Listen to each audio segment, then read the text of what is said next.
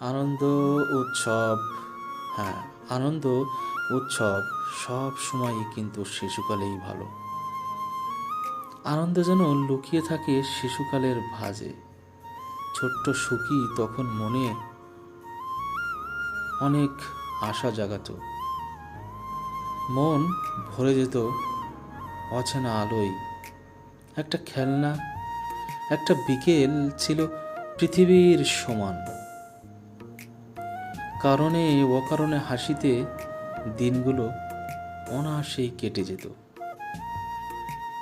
দুঃখ তখন একটা গভীর হতে জানতো না।